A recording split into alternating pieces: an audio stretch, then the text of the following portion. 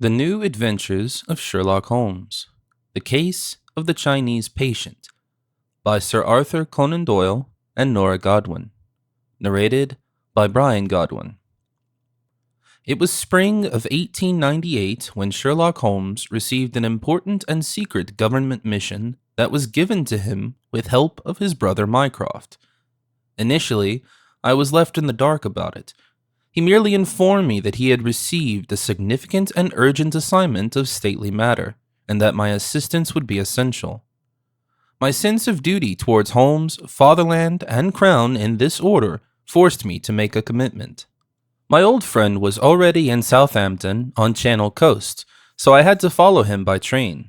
In the morning, I boarded a London and South Western Railway train at Waterloo Station, which took me to Hampshire within a few hours.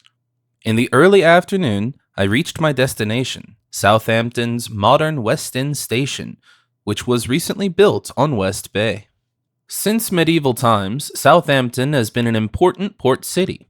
Even the famous Mayflower once set off in this harbor to North America. In the course of our century, which was now approaching its end, the city had once again experienced a particularly rapid development. With the expansion of the empire, the global trade relations and travel activities, as well as industrial progress, Southampton gained particular importance as England's gateway to the world, and as the location of a whole series of shipping lines and shipyards. While standing on the platform, I recapitulated these thoughts in my head, and I must admit that I might have looked a little lost. In the end, a tap on the shoulder is what brought me back to reality. "Finally, you're here," I heard a familiar voice. I turned around and looked into the face of my friend Sherlock Holmes. "I'm also happy to see you," I replied. His face was hard to read. "Thank you for picking me up. And how are you?" Holmes pulled up his right eyebrow and replied, "I don't know yet." His answer confused me a little, so I decided to ignore it for now. "Well, my friend," I continued, "then let us not waste any more time. I was told it was urgent." "That's true," Holmes confirmed, walking fast. "Do you want to finally tell me what this is all about?" I asked him. "Better," Holmes replied, looking back at me over his shoulder. "I'll show you. Come on." And then he sped up his pace, walking ahead while I had to follow him whether I wanted to or not, even though I had to struggle with my heavy suitcase. With a sigh, I began the arduous pursuit. In front of the train station, a carriage was waiting for us. After all, Holmes held the door open for me so I could enter. If I may add, not without struggling. When we took our seats and the carriage started moving, I looked at Holmes with a serious face. "Where are we going?" I asked. One might understand that I was a little impatient at that time. "To the water," Holmes replied. Now, I expected that we would visit the impressive docks of Southampton. However, the carriage missed the fork and took another, namely west, direction, which I immediately noticed even though I was not a local. "That's not the way to Empress Dock," I said. "The coachman probably got lost." Holmes shook his head. "No, he did not." He corrected my reasoned guess. "But I thought we were going to the harbor," I continued. "We are," Holmes said. "We are going to Millbrook Harbor." "Millbrook?" I repeated. "Why didn't we take the train right away?" "To meet as few people as possible," Holmes said. "You will understand soon." "I'm waiting in tense anticipation," I proclaimed.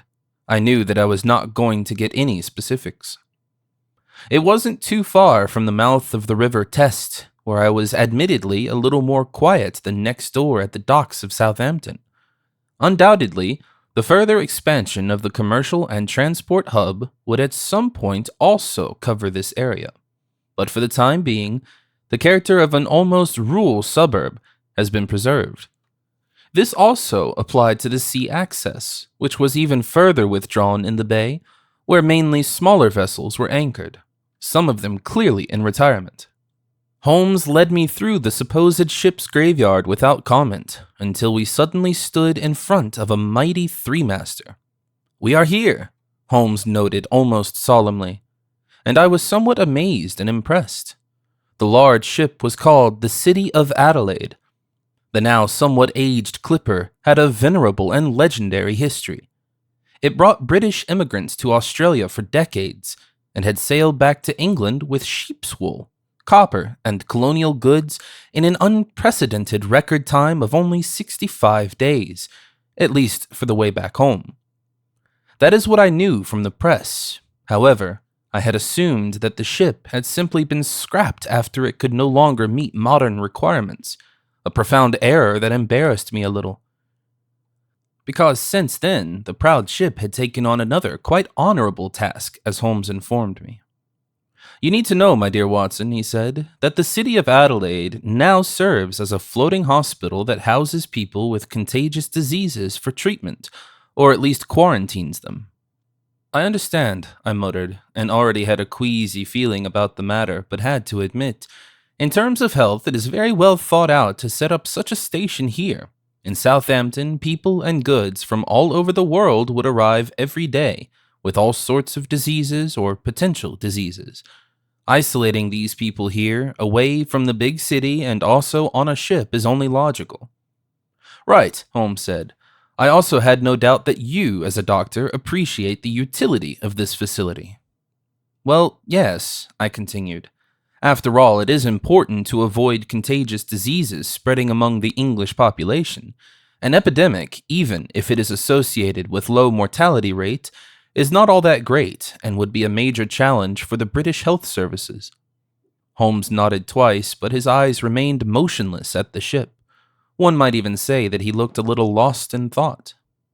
I waited a few seconds and then turned to him.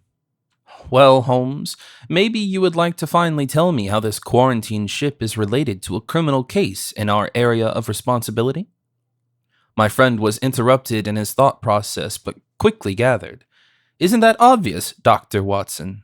He said almost casually. Sorry, I replied. You're going to have to give me a little more information. My clairvoyant skills do still lack clairvoyance. Holmes hesitated again briefly, then filled me in. It's about a patient, or rather an inmate, of this isolation ward. He was admitted here the day before yesterday after showing quite severe symptoms. High fever, severe breathing difficulties, severe coughing. The general weakness leads to repeated periods of unconsciousness, during which the doctors were never sure whether the patient would awaken again. In this respect, his condition is extremely serious. The cause of this disease has not yet been found. There are parallels to other known cases, but also differences that cannot be ignored. In any case, we know that it is not a bacterial infection. I understand, I said, nodding. And is this patient a sailor? Of course, Holmes replied. He arrived in Southampton 2 days ago by boat from Shanghai. A Chinese patient? I asked. Indeed, Holmes said. A certain Mr. Lu Yu, according to his papers, from the city of Tianmen, in the Chinese province of Hubei, west of Wuhan. But we know, of course, that this is not the patient's real name and maybe not his actual origin. Of course, I replied. And why do we know that, if I may ask? I regret having to fill a serious educational gap of yours, Holmes replied. We know this because the real Lu Yu from Tianmen has been dead for about 1,000 years. The historical Lu Yu was a famous scholar and writer around the time of the Tang dynasty. Apparently not famous enough, I muttered. It may be true for you, Holmes continued, but not for me. Lu Yu's most famous work is titled Chai Jing, the classic of tea, a classic of Chinese literature and a basic piece about Far Eastern tea culture. Amazing that you've never heard of it. I prefer English tea culture, I replied defiantly. But anyway, Holmes, the man may have hired under a false name. There can be thousands of reasons for this, even quite banal ones. We are certainly not here to investigate a case of identity theft, especially since it seems to be a little time-barred from the point of view of the original Mr. Lu Yu. You're right, Watson, Holmes admitted. The patient's name doesn't really matter. I just wanted to contribute a little bit to your general education. Thank you, I interjected. Enlightening and certainly helpful. Well, we have a man of unknown name and unexplained Chinese origin. So still, what is this all about? Holmes put his head sideways awkwardly and looked at me like a bird of prey. Don't you understand? This man is seriously ill. This may be the starting point of a dangerous pandemic. I raised my hands a little helplessly. We are detectives, not quarantine doctors, I said firmly. I am convinced that the local hospital staff are made up of experts and are doing everything possible to heal the unfortunate man and prevent the outbreak of an epidemic.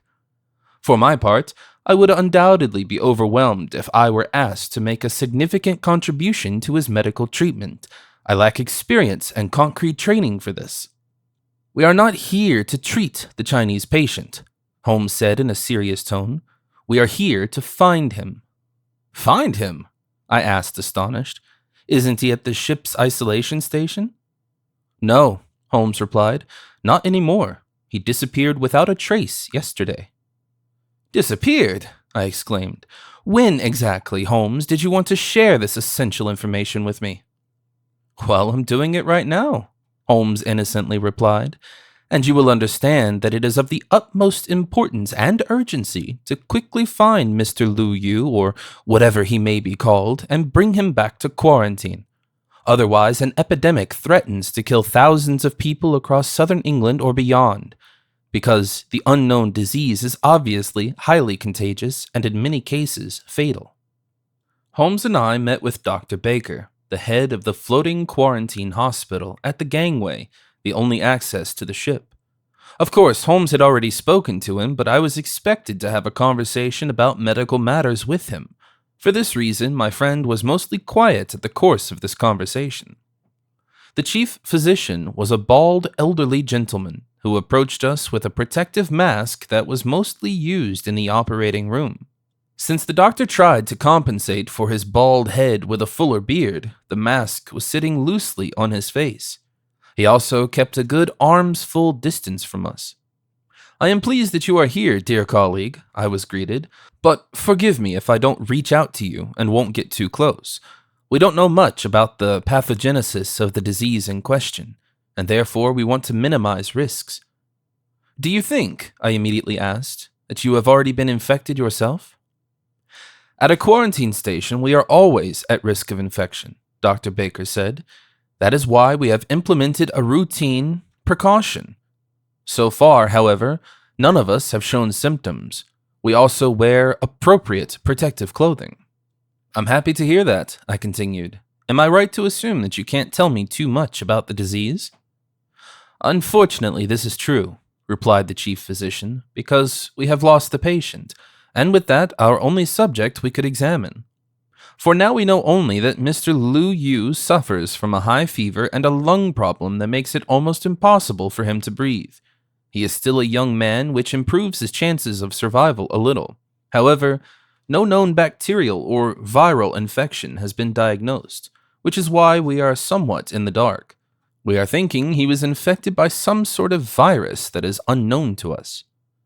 I shook my head involuntarily because I had my doubts. Of course, I replied. This is a common assumption lately, especially if there is no clear cause. The pure existence of viruses is to some extent a mere assumption that cannot be scientifically proven. Aren't you taking the easy route out? To be fair, our studies have advanced, dear colleague. With all due respect, your time at the university has long passed, and as a general practitioner, you don't always keep up with the latest research. Dr. Baker disagreed. Unfortunately, I had to agree with this assessment. I have to admit that I possibly lack the one or other relative information in this regard. Please forgive my inappropriate rudeness. Would you please fill me in your latest research? It's moving forward, Dr. Baker said. You have probably not heard of the recent discoveries of Dr. Meyer in the Netherlands, and especially of Dr. Ivanovsky in Russia. Both succeeded at least indirectly to detect the transmission of a virus. According to their experiments, viruses are able to penetrate a bacterial filter, so they are much smaller particles that are invisible to us. You can, of course, imagine, Dr. Watson, what this means for the transmission rate and possible elimination. The viral substance, whatever it may look like, attaches itself to the body like a parasite. It probably nestles in body cells and disturbs the metabolism. It is like a poisoning. The virus itself, however, can't be traced. We only see its effects on the body. An invisible and silent enemy, Holmes interjected thoughtfully. This is a potential threat to all of humanity. After all, Dr. Baker said, we assume that these viruses don't survive for very long outside of a host. For the transmission of the disease, for the virus to infect another person, a certain level of contact is required. These viruses do not float continuously and persistently in the air. They must, usually, via the mucous membranes, enter the body. Therefore, although our infectious disease is highly contagious in densely populated areas, it cannot cover long distances without a host. In this respect, humanity is by no means damned to a collective epidemic death. How very pleasing, I attested. That means that Mr. Lu Yu brought the virus to England as a host, so we are dealing with a Chinese disease. But the chief physician raised his right index finger admonishingly. Infectious diseases know no boundaries and no races, he explained, and doctors should as well. I would ask you to refrain from such national attributions, which are only for political instrumentalization.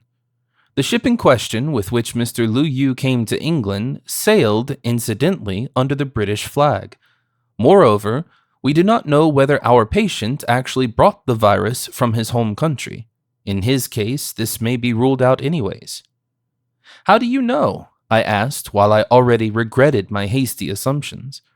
According to the information provided by the captain of his ship, Dr. Baker reported, Mr. Lu Yu fell ill only a few days before arriving in Southampton. But the disease can go through a certain incubation period before it breaks out, I said.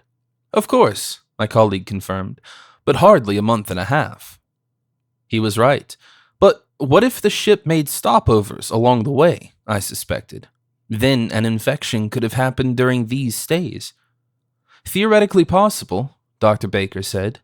There were short stays in Calcutta, Cape Town, and the Canary Islands.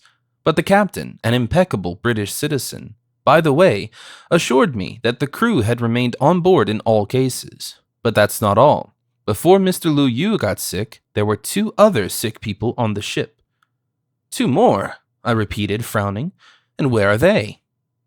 My colleague sighed and replied, They are dead, Dr. Watson. The first sailor to show symptoms, an Italian compatriot, died at sea 4 weeks ago. The second sufferer, a Spaniard, 2 weeks ago. When the captain realized that his crew was dealing with a contagious disease, he decided to go for an immediate sea burial.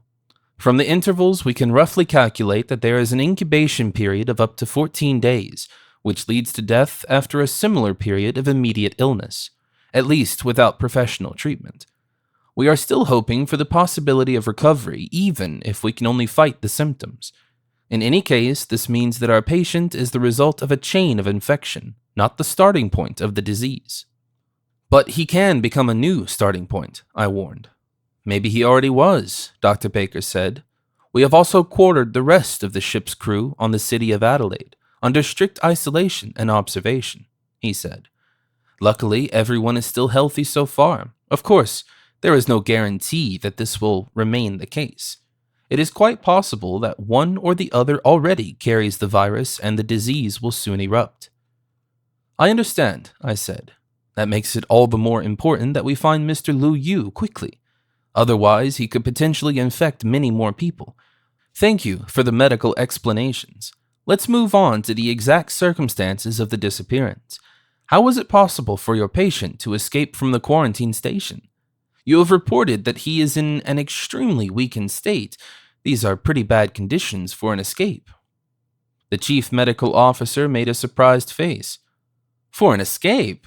He repeated before turning to Holmes. Didn't you tell Dr. Watson? What? I immediately asked. Holmes hesitated for a moment, then explained. Mr. Lu Yu did not escape from his hospital bed at all. As you correctly remarked, he would hardly have been able to do so.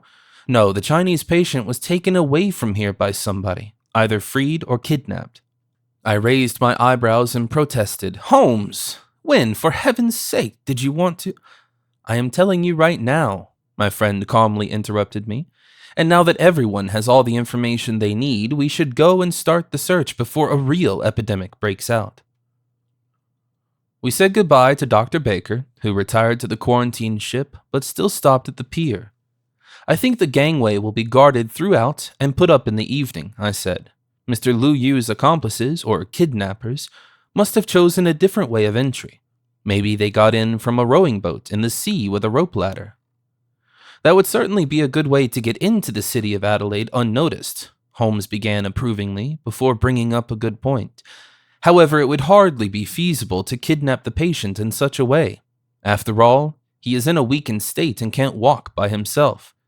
There's also the possibility that he did not want to walk by himself, which is what I tend to assume for now, much less climb. It was therefore necessary to carry the patient, which in turn applies two things. The perpetrator was not acting by himself. There had to be at least two, and they needed easier access to transport the patient. I tried to think about it, but I couldn't find a possible solution. Holmes would have undoubtedly and quite rightly rebuked me if I had proposed the use of a pulley.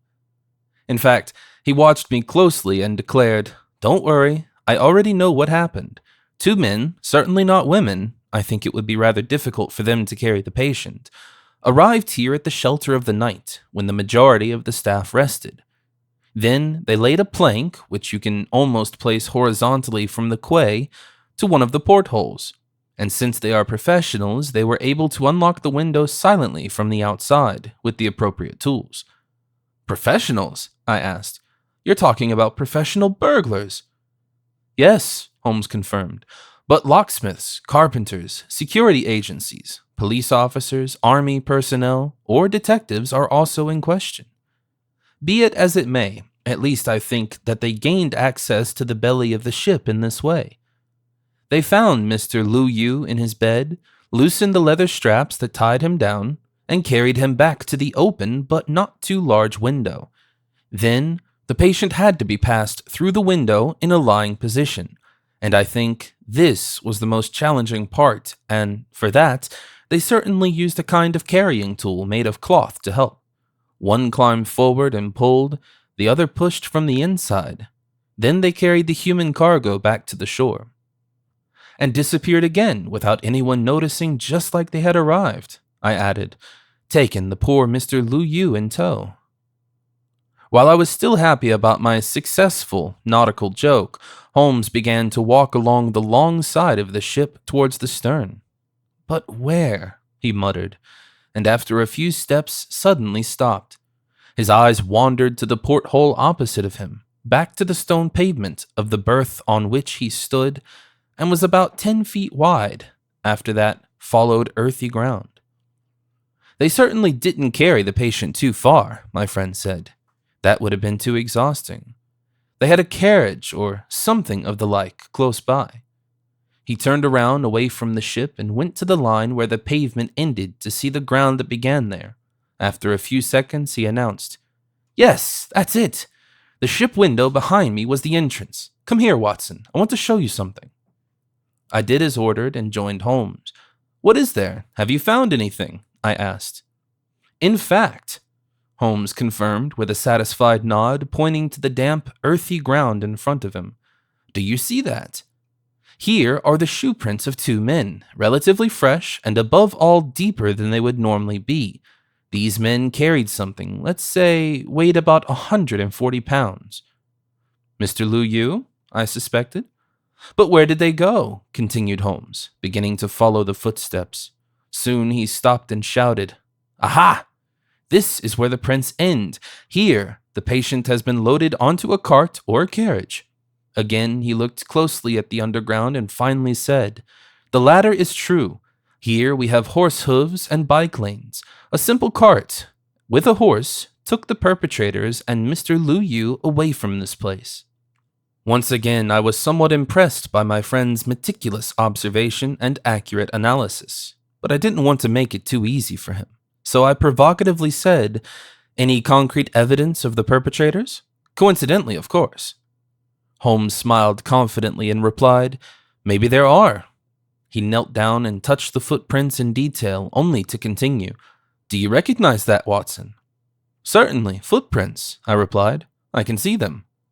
See, but don't recognize, Holmes insisted. Please focus on the shape and profile of the prints.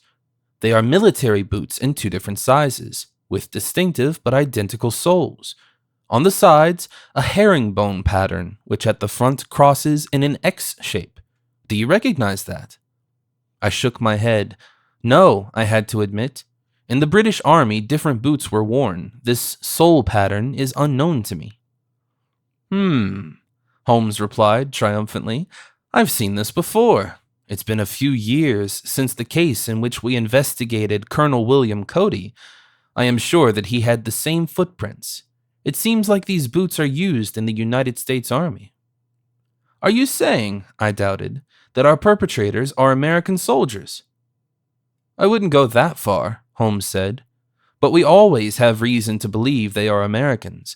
Where exactly they have their boots from is another question that must remain circumstantial for the time being. There are more important things at the moment which we need to clarify immediately. And what would that be? I asked, knowing that it would be open to me immediately. As unclear as the motive is to me at the moment, Holmes said, there is a presumption that our Americans will leave the country with the Chinese patient. They are safe to assume that there is a very intensive search for him. Whatever the purpose, they are possibly planning to bring him back to America. At last, I attested, then we would be rid of the impending epidemic in this country. Not necessarily, my friend corrected me immediately. We still have a lot of people here who have been in contact with Mr. Liu Yu, and who have been in contact with others. We should also count ourselves in. There is a chance we have already been infected as well. And there I realized for the first time that we were also in danger as part of our investigation, but I didn't let anything on. And besides, Holmes continued, imagine what happens when the disease is brought to New York. There, 3 million people, some in extremely confined spaces. The new immigrants often live in poor hygienic conditions. For a highly contagious viral infection, these would be optimal. An almost apocalyptic scenario would threaten to happen. Holmes was right, of course. My remark was short-sighted and ill-considered. A fatal outbreak of epidemics would be possible, at least on the North American East Coast between Washington and New England. And moreover, given the modern international connections in our world, it would only be a matter of time before the virus would find its way back to Old England. I'm afraid, Holmes continued, we're going to have to stop the Americans. In addition, Mr. Liu Yu immediately needs acute medical treatment again, so let's go. But where should we look? I asked. These people could be anywhere. If my suspicion is correct, Holmes replied, then we have to go where the perpetrators can find a passage to their home country, and that is the port of Southampton. They will undoubtedly board a transatlantic ship which will depart soon. Apparently you have an answer to everything, I said ironically. Then you tell me one more thing. Why in God's name would anyone kidnap a man with a highly contagious, serious illness from a hospital, especially if there is a considerable risk of becoming ill and moreover triggering an epidemic? There must be an extremely good and compelling reason for this. Without a doubt, Holmes said. Hopefully, we will soon find out more about that. In Southampton, we looked for the ship on the port's registry. And of course, there were several ships heading to America. Some of them set sail in the next few days, but only 2 of them today. And Holmes already had a hunch about which ship we should go to first. It must be the steamship Cabot Cove, he said with certainty. The perpetrators don't have any time to waste, and this ship will reach over 20 knots, which will make it in its destination port in Baltimore within 6 days, he said. I agreed. According to the information available, it appears to be primarily a merchant ship carrying only a few people. On a passenger steamer, the special cargo would inevitably be noticed and possibly refused. When exactly does it take off? Asked Holmes. I took a look at the papers and had to announce, we have to hurry. According to the plan, we have only 40 minutes left. I hastily noted down the number of the pier and we made our way through the huge port facility. It seemed to take an eternity before we finally reached the right quay past all sorts of other ships, one bigger than the other. "There it is!" I shouted, as I started being able to read the lettering Cabot Cove on the outer shell of the corresponding steamer some distance away. "Hurry!" shouted Holmes and began to run faster. We arrived at the pier just in time when the dock workers were about to start loosening the ropes, while two sailors on the ship were about to pull up the gangway. "Halt!" Holmes shouted. "We're coming aboard." "What do you want?" one of the sailors shouted back. "We're about to leave." "Not anymore," Holmes replied in a commanding tone, pulling a piece of paper out of his pocket. "This is a letter of attorney issued by Her Majesty's government to search the ship.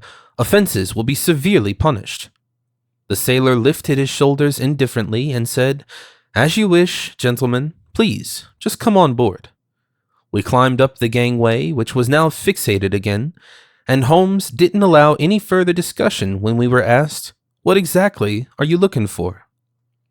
"Do you have passengers on board?" said Holmes, "apart from the team?" "Only 7, the sailor replied. "We're looking for 2 Americans and 1 Chinese, I said. "I don't know anything about a Chinese man," the sailor said, "but there are actually 2 Americans under deck, cabin 19, port side." We quickly walked on, found the hatch that led us downstairs, and reached a narrow aisle. Passing some other doors, we finally stood in front of cabin number 19. "Do we have a plan?" I asked my friend, who, like me, was a little out of breath. Holmes smiled at me and said, "Well, I think we should just step in." With these words, he slammed his right foot so vigorously against the wooden door that it jumped inwards. Immediately, I pulled my pistol and pointed it at the opening. But as we looked into the small room, we looked into the mouths of 2 large revolvers aimed at us. Seems like the Americans had known that we would come after them. Holmes evaluated the situation. With his eyes, he pointed to the feet of the 2 armed men with military boots on them. Other than that, however, they were dressed in black suits, with their Colts continuously aimed at us. I decided to use my pistol to target the larger of the 2 men. "It seems we found ourselves in a little impasse," Holmes said. "How about everyone puts their weapons down and we have a little talk?" "I don't know what about," the smaller of the 2 men replied in a blunt tone. "About the whereabouts of Mr. Lu Yu," Holmes replied calmly. "Where is he?" The smaller man hesitated briefly, then said, "In custody." "In custody?" I repeated. "What does that mean? Did you arrest him? Under what authority? Who are you?" "I am Special Agent Johnson," he said, "from the U.S. Secret Service. This is my partner, Special Agent Muller.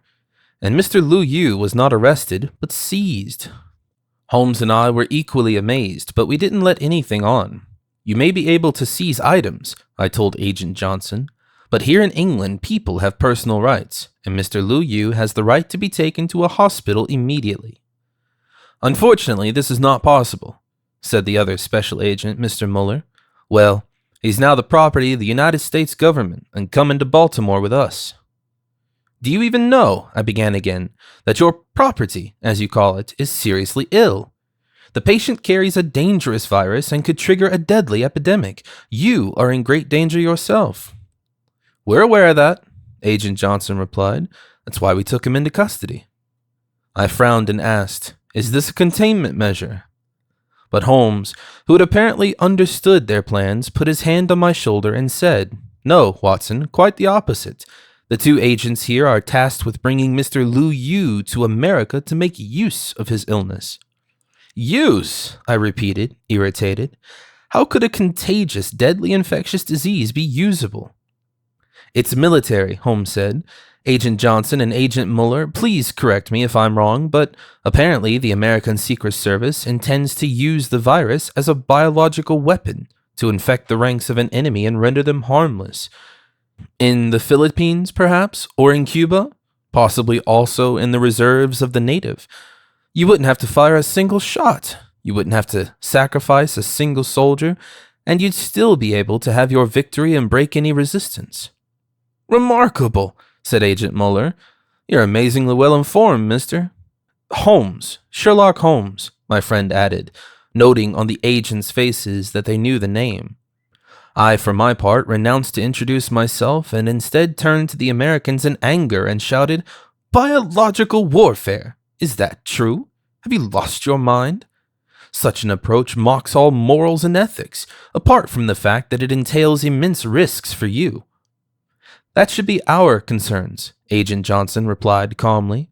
"We took precautions, wearing protective masks and gloves." I shook my head in disbelief, while Holmes asked straight, "Where is Mr. Lu Yu?" Agent Johnson hesitated for a moment, then he said, "If it makes you happy," and with these words he walked 4 steps to a great travel chest and opened it. I was surprised when I saw the Chinese patient bedded in it. He was obviously not conscious and in extremely poor condition. "He must be treated by a doctor as soon as possible," I demanded immediately. "We're already looking after him," Agent Muller said, "and now I have to ask you both to disembark. The U.S. Secret Service would regret it if it were necessary to shoot the great detective Sherlock Holmes for resisting the authorities." "You don't have any authority here," Holmes replied steadfastly. "I, on the other hand, am acting on behalf of the British government, and I will not leave the ship without Mr. Lu Yu." The 2 Americans again aimed their weapons demonstratively at us with their revolvers, which made the situation somewhat hopeless. I was about to resign and try to get us out of here when I suddenly heard a voice behind me. "Drop the weapons, immediately!" I saw the surprise and the hesitation in the face of the 2 special agents, but they actually immediately lowered their revolvers. Again the voice rang out, "You too, Dr. Watson." Slowly I turned around and saw 2 other men standing in the door, also wearing black suits, aiming their guns at us. I had no choice but to comply. "Damn," Agent Johnson cursed, "the cavalry's here." As I made a bewildered face, the first of the 2 newcomers introduced himself. "My name is Agent Jones. This is my colleague, Agent Miller. We're from MI5. "MI what?" I asked. Holmes, who had also turned around, told me, "MI stands for Military Intelligence, Section 5. "These friendly gentlemen from the British intelligence have appeared, as it seems, just at the right time for our rescue as well as the rescue of Mr. Lu Yu." "That's the way it is," Agent Jones said. "Then everything will be fine," I said with satisfaction, but Holmes shook his head. "Am I right to assume, gentlemen," he began, "that you have been following us all the time?" "Precisely, Mr. Holmes," Agent Jones replied. "Am I also right to assume," my friend continued, "that you did not do this to protect us, if necessary, but because you distrust us? That you're actually pursuing a different goal than saving the Chinese patient, and my investigation should only make it easier for you to find him?" "Once again correct," replied the British intelligence agent. "And now please step aside."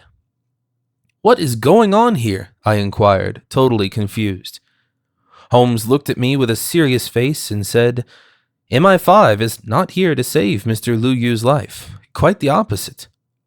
"What else?" I shouted. "Are they also here to use him for biological warfare?" "No, I rule that out," Holmes said. "Agent Jones and Agent Miller are probably tasked with preventing the impending virus pandemic by all means, and the best means is to render the infected organism harmless, to liquidate him." It took me a moment to understand my friend's theory and where it would lead. "They want to kill Mr. Lu Yu," I stammered. "Quite right," Holmes confirmed my fear. "That's the way it is, gentlemen, isn't it?" The 2 British agents now directed their weapons directly at my friend. "Leave the room, Mr. Holmes. We will take care of the Chinese. Go," said Agent Miller, who was standing in the doorway. But Holmes approached Agent Jones straight to his chest until the mouth of his pistol touched his chest. "Unfortunately," he replied resolutely, "I can't do that. Mr. Lu Yu is under my protection. If you want to kill him, you have to shoot me first." The 2 British agents alternated hesitant glances, while the Americans now watched the scene only passively but tensely. "Do it," demanded Holmes. "Pull the trigger." Long seconds passed as Agent Jones and Agent Miller contemplated to shoot. I was going to step in and give up at least to save Holmes. In any way, the Chinese patient had little chance of survival. "Shoot!" Holmes demanded again, closing his eyes. Again the clock was ticking. "Oh, for God's sake," Agent Jones finally shouted, lowering the gun and suggesting Agent Miller to do the same. "We can't shoot Sherlock Holmes. His brother would never forgive us." "Mycroft is behind all that?" I asked, surprised. But Holmes opened his eyes and said succinctly, "Who else?" Agent Jones quickly gathered and said, "Well, let's at least get the Chinese back to the quarantine ship at Millbrook. Come on, Miller, we'll take him off board."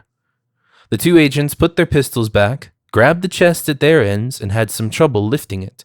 The chest itself was probably heavier than the patient. "And what will happen to us?" asked Agent Johnson. Agent Jones pondered briefly, then declared in an unkind tone, "Let's agree on this, gents. You were never here. Your ship will depart in a few minutes. Good journey." The two British intelligence agents walked forward with the unconscious Mr. Lu Yu in the chest. Holmes nodded to the Americans once again and joined in. Before I also left the cabin, I told the Americans, "You can be thankful that you have been stopped. If your government continues to seek the acquisition of biological weapons, the United States will one day go down in history as a nation of ruthless mass murderers. Do you want that?" I didn't wait for a response from the so-called special agents, but slammed the door behind me to chase down Holmes. We personally made sure that the Chinese patient was put back to the isolation hospital, while Agent Jones and Agent Miller thankfully renounced this task, which we couldn't have left to these untrustworthy guys. We also urged Dr. Blake to ensure the strictest security measures and permanent police guarding of his facility, as long as the viral crisis had not been resolved. 2 hours later, we were on the late-night train from Southampton to London, tired and stirred by recent events. Holmes looked a little lost out the compartment window and seemed to think. Then he turned to me. "Say, Watson, do you think we were successful?" "Well, our cover-up rate is pretty good," I replied. "In terms of containing a possible pandemic, we have to wait and see what happens, especially in Millbrook. If there is still an outbreak, we do not have many options. Strict isolation of the sick is needed, even at the slightest symptoms, which are not easy to attribute. People will have to be asked to stay home as a precautionary measure, only to leave in cases that are absolutely necessary. No meetings and public events, closure of all major businesses and shops, restrictions on public transport, reduced social behavior. All this must be monitored by the authorities. The most important thing, however, would be to have a well-equipped health system in terms of personnel, material, and financial resources, accessible to all citizens regardless of their status, with sufficient protective clothing for doctors and nurses, with enough drugs, equipment, and hospital beds. And here, unfortunately, I think the United Kingdom lacks. We spend bizarre sums on the military and apparently also on the Secret Service, but far too little on social and public health purposes, on medical research and development. One should not be surprised if we were not prepared for a sudden pandemic scenario like that." Holmes closed his tired eyes and muttered, "What gloomy visions you have, Watson. Do you not believe in the development of immunizing vaccines? Smallpox vaccination shows success, if I'm not mistaken." "It can take a long time," I replied. "Apparently, many governments are also more interested in bacterial and viral warfare agents than in possible cures." "You're not going to generalize this small incident with the Americans?" asked Holmes. "Historically speaking," I said, "the smallpox mentioned killed far more Native Americans than Pizarro, Cortez, and figures like Colonel Forsyth combined. There is evidence that this was partly done with intent, and until recently. They are playing with fire, though. Bacteria and viruses are probably subject to evolution. They can mutate and turn against their supposed masters. You can't control them, never." Holmes opened his eyes again and said, "Then maybe my brother was right." "No, not at all," I replied immediately. "And I don't represent this opinion just because of my oath as a doctor." I hesitated for a moment, then I added, "You did the right thing. It was very brave of you to stand in the way of the agents. An admirable act. You can be proud. And if I may allow myself to make this remark about your esteemed kinship, Mycroft can go to hell." We can only credit him for giving you the power of government, otherwise we would have never made it onto the ship." "What authority?" asked Holmes, and didn't seem to know what I was talking about. I raised my eyebrows suspiciously and said, "Well, the letter of attorney you showed the sailors of Cabot Cove to prevent them from shipping off." Holmes smiled suspiciously and shouted, "Oh, that!" Then he pulled a piece of paper out of his coat pocket and handed it to me. "This is merely a shopping list for our housekeeper. I forgot to hand it over to her before I left Baker Street." I had to laugh loudly and wanted to crumble the note when it dawned on me. Wait, we will still need the shopping list. After all, we will be under strict house arrest from tomorrow. Holmes looked at me without understanding. "House arrest?" he repeated incredulously. "Of course, dear friend," I replied. "We know that we are now potential carriers of the virus ourselves, aren't we? We are inevitably in quarantine." Holmes raised his right eyebrow and replied, "My dear Watson, you don't want to suggest that we go back to the city of Adelaide?" With a defensive gesture, I declined. "Heavens, no," I replied. "I'm thinking of a proper self-isolation at home, for at least 2 weeks, taking the incubation period into account. Assuming that we do not actually fall ill, then it could take longer or be over all the quicker in the event of our passing." "I fear death by boredom in house arrest," Holmes said. "As a doctor, I will try to counteract this," I assured amusedly, "and if it has to be, also as a friend." "I saved England from a deadly plague," Holmes lamented. "Why am I being punished?" "Don't take it personally," I advised in a calm tone. "In any case, there is no way around this. For the benefit of our fellow citizens, it would be too ironic if we had set out to prevent an epidemic only to spread it ourselves. So, be prepared. That's a medical order." Holmes shook his head and rolled his eyes demonstratively. "You should know that right now I wish Agent Jones had shot me." 2 weeks later, I was able to lift the quarantine measures on Baker Street. Neither Holmes nor I showed symptoms of a viral infection. But what further illuminated my friend's gloomy mood was the surprising fact that Mr. Lu Yu was also fully recovering and was already on his way back to China, as Dr. Blake had informed us in the meantime by letter. He also conveyed us to the intimate thanks of the Chinese patient for his rescue and the information that his real name was Yu Li. Fortunately, all other sailors and the hospital staff of the city of Adelaide were completely spared from the disease. All our tension was easing off, and the impending deadly pandemic that threatened England, unknowingly, for some time finally failed. However, as a medical doctor, there is no doubt to me that it is only a matter of time before a new virus comes along that cannot be contained so quickly.